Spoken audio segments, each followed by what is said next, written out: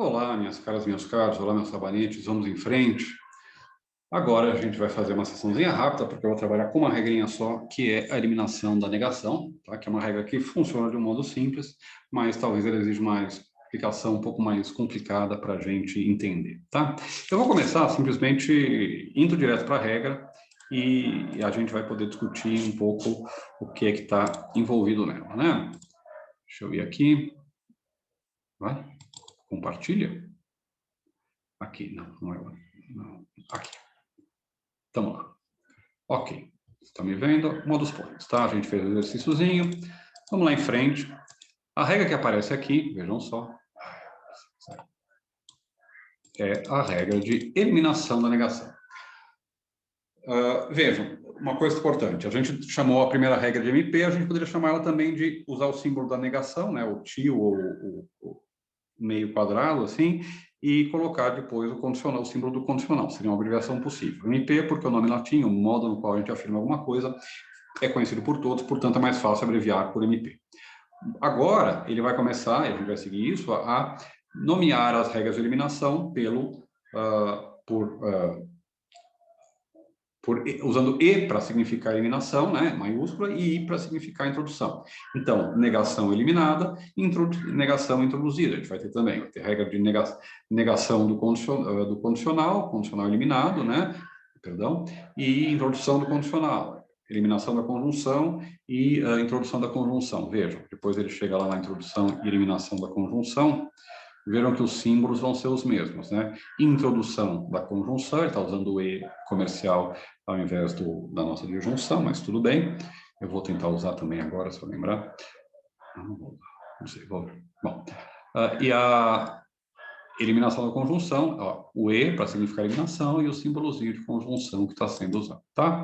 Para a gente poder escrever e caber aqui, não ter que escrever eliminação da conjunção e tal. Agora vejam a regra, o que ela diz, tá? De uma fórmula, vocês se lembram que a gente não está usando well-formed formula, a gente está usando só fórmula, de uma fórmula da forma dupla negação de φ, onde φ é uma proposição qualquer, eu posso, né, simplesmente eliminar as duas negações e ficar com a minha afirmação inicial, tá? Quando os alunos são apresentados a essa regra, eles têm várias perplexidades, tá? A primeira é, por que raios eu preciso de uma regra dessas? Não é óbvio, né, que... por que 2 não é uma afirmação? Ou então, por que alguém iria querer negar 2 vezes a mesma coisa, né?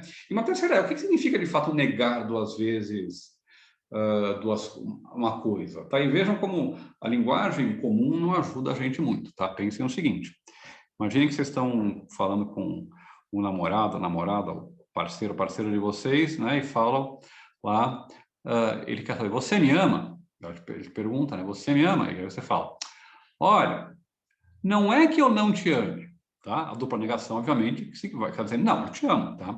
Só que aí já deu errado, né? Não adianta você continuar com a discussão, porque você já perdeu, tá? Bom, não é assim que a gente faz, tá? Logicamente, dizer eu te amo e dizer não é que eu não te ame, dá na mesma, né? Mas na prática não dá. Bom, mas vejam, quando a gente nega alguma coisa em lógica, e a gente está negando o quê? Vamos pensar um pouquinho, tá?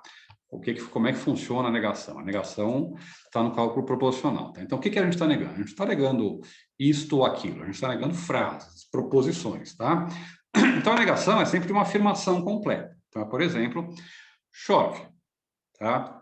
E o que a negação faz? A negação coloca diante desta afirmação algo que equivale em português a não é o caso que, ou não é verdade que, ou não se verifica que, ou não é correto afirmar que, tá? Mas o mais usual é o não é o caso que, ou seja, isto não é verdade. Tá? Então, vejam. Imagine que eu afirmo, então, por exemplo, que está chovendo. Quando eu nego que está chovendo, vai acontecer 2 coisas. Se está chovendo de verdade e eu nego que está chovendo, né, eu estou mentindo, estou dizendo falso, que eu tenho uma falsidade. Se ao contrário, não está chovendo, tá? Eu afirmei que chove, você diz não chove, eu nego que chove, o que eu produzo, o resultado de negar que chove quando não chove é algo verdadeiro. Quando não chove, é verdade que não chove, tá? Agora, imaginem que eu coloco o meu não, a minha negação, antes disso. Não é o caso que.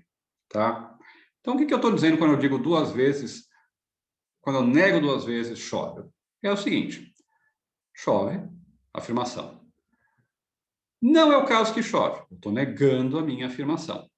Não é o caso que chove. Eu estou fazendo o quê? Eu estou negando a negação da minha afirmação. A negação da minha afirmação fez com que ela se convertesse, tivesse o valor contrário. Se é verdade que chove e eu nego, a negação de chove é falsa. Se é falso que chove e eu nego, a negação de chove é verdadeira. Bom, se eu nego de novo, o que acontece? Eu vou obter o resultado que eu tinha antes, no ponto de partida. Então, duas negações, em lógica, é igual a negação nenhuma. E se eu colocar 3? Bom, 3 é igual a uma negação. E se eu colocar 5? 5 é o quê? 2 mais 2 mais 1. Eu tiro duas duplas negações, o que sobra é uma negação. Em geral, então, eu posso ter 753 negações na frente da minha forma, ou 752 negações na frente da minha forma. Se eu tenho um número par de negações, eu tenho 0 negações. Se eu tenho um número ímpar de negações, eu tenho uma negação. Minhas 753 negações de P equivalem a negar P. Não é o caso que P, não é o caso que chove. Minhas 754 negações de P equivalem a afirmar P. E é isso que a regra diz. Ela diz simplesmente isso. Professor, mas por que raios alguém iria querer negar 753 vezes alguma coisa?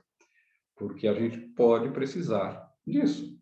Porque a gente pode ter esse resultado no cálculo proporcional. Porque a gente pode querer ter esse resultado. Por exemplo, quando a gente está tratando de matemática, porque em matemática a gente usa conceitos infinitos. Então, é até bom ter regras que podem ser aplicadas muitas vezes. E lembrem-se, tá? Que as regras, por exemplo, de construção, lembre-se, as regras de formação do cálculo proporcional, por exemplo, de uma fórmula qualquer, eu posso construir a negação dessa fórmula, isso é uma fórmula bem formada, elas são iterativas, recursivas. Eu posso aplicá-las quantas vezes eu quiser, infinitamente, tá? Bom, vamos voltar agora, então, para a nossa eliminação da negação. E vamos ver o exercício que ele dá para a gente. Vamos fazer esse exercício para vocês verem como é que funciona, tá? Vejam, vamos share our screen. Vou fechar aqui. Vamos janelinhas. Vamos share nosso screen. Cadê o share screen? Share screen, apareça. Aqui, share screen. Ok. Vamos lá, lógica, ok. Aparece, maldito? Cadê o... Acho que apareceu. Bom, então aqui nós temos o Note e vejo o exercício que ele vai... Ele dá o exemplo do Nixon, não é o caso que o Nixon não foi presidente, isso equivale então a afirmar que o Nixon foi presidente, tá? Prova. Não P implica não que, e tudo isso junto com a tripla negação de P, não é o caso, que não é o caso, que não é o caso, que P implica que, tá? Como é que a gente vai solucionar isso, tá? Bom, primeiro pausem, vão lá no livro, olhem, leiam, leiam a explicação, tentem solucionar e voltem. Fizeram? Ok. Então, vejam, o que a gente tem aí? A gente tem um argumento escrito na sua forma padrão, né? Na sua forma padrão horizontal. Se eu olhar aqui, eu já sei algumas coisas. Já sei que as nossas duas premissas iniciais são isso aqui, não P implica não que. Que tipo de fórmula é essa? Ela é, ó, primeira negação está modificando o P. Segunda negação está modificando o que, tá? Negações modificam sempre uma fórmula apenas, tá? Não são operadores lógicos, tá? Não são operadores binários, tá? É um operador unário, tá? Um operador funcional veritativo unário, modifica um só. Então, eu sei que eu tenho uma conjunção que vai de não P implica dupla negação de Q, tá? Que é premissa. Eu tenho também, vejam só, a tripla negação de Q. Em a segunda linha, uma tripla negação de P, que também é premissa. E vejam, isso aqui é uma negação. O tipo dessa fórmula, uma fórmula que tem 3 negações, é uma negação, tá?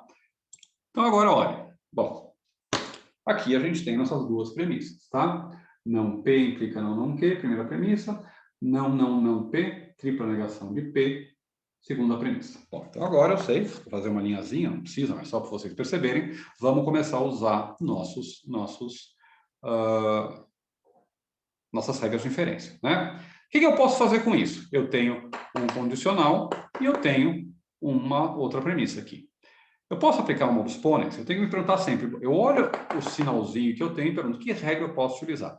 Se isso aqui é um condicional, talvez eu possa utilizar o modus ponens, que é a regra de eliminação do condicional. Mas para utilizar, a premissa que eu tenho que ter é não P. Não P, né? Eu tenho essa premissa? Não. Eu tenho aqui uma tripla negação de P. Puxa, professor, mas você acabou de falar que uma tripla negação de P, já que são 3, eu tiro 2, é exatamente igual a uma negação de P. Sim, a gente sabe disso, mas o problema é que, lembre-se outra coisa que eu falei, tudo na lógica tem que ser provado. Cada passo, por mais irrelevante que ele pareça, tem que ser justificado. Então, o que eu tenho que fazer se eu quero aplicar o modus ponens aqui? Eu tenho que primeiro aplicar a regra de eliminação da negação aqui para obter a premissa do modus ponens, que, vejam, é não P e não é a tripla negação de P. Professor, mas não são equivalentes? Não, lembre-se que a gente está trabalhando com símbolos, tá? E, obviamente, ter 3 símbolos é diferente de ter um símbolo só, tá? Se vocês têm 3 estrelinhas no boletim de vocês, é diferente de ter uma estrelinha. E é a mesma coisa aqui, embora o significado seja diferente. Se são símbolos diferentes, são coisas diferentes. Depois, a gente vai aprender regras de equivalência, que permitem, por exemplo, a gente transformar uma expressão dessa simplesmente em outra, né? Porque a gente sabe que elas são equivalentes, tá? Só que a gente tem que provar que a gente pode fazer isso. Tudo tem que ser provado, né? Tem uma regra que a gente tem que seguir em lógica, sempre é prove, tá? Bom, é isso que a gente está fazendo aqui, a gente está fazendo provas aqui, tá? A gente está provando que dessas premissas aqui se segue, né? Onde é que a gente vai querer chegar? Lembre-se que tinha lá a conclusão, que era o quê, né? Se eu quiser, se tiver espaço, né, eu posso tiver umas ideias de tamanho que vai ser, eu posso colocar aqui o que para me lembrar que o caminho que eu quero fazer é aquele que me leva dessas duas premissas até o que. Bom, já que eu não posso aplicar uma dos pôneis, vamos ver se eu posso aplicar alguma outra regra. Até aqui a gente só tem 2 regras. Vamos aplicar, então, a regra de eliminação da negação, porque aqui eu tenho, vejam só, 2 negações. O que eu vou escrever, então? Vamos tirar aqui para vocês poderem ver, e eu tenho espaço. Em 3, vamos concluir a negação de P como? De 2. Vamos escrever, então, aqui que eu usei a premissa 2. Eu usei mais alguma premissa? Não, eu só usei a premissa 2 porque o operador negação trabalha com uma fórmula só. E, portanto, o operador eliminação da negação também se aplica sempre à negação de uma única fórmula, que no caso é essa da segunda linha, tá certo? Bom, então eu escrevo aqui 2 por eliminação da negação, né? Da linha 2 por eliminação, aqui o eliminação da negação, né? O tiozinho significando, tiozinho não o tio da cantina, mas o tiozinho significando, né? Que é o símbolo da negação no cálculo proposicional, ok? Vamos ficar por aqui, eu gravo mais um videozinho daqui a pouco com nossas 2 regras de introdução da conjunção e eliminação da conjunção, ok? Beleza, gente. Tchau, tchau, minhas caras. Tchau, tchau, meus caros. Tchau, tchau, meus pequenos manjericões.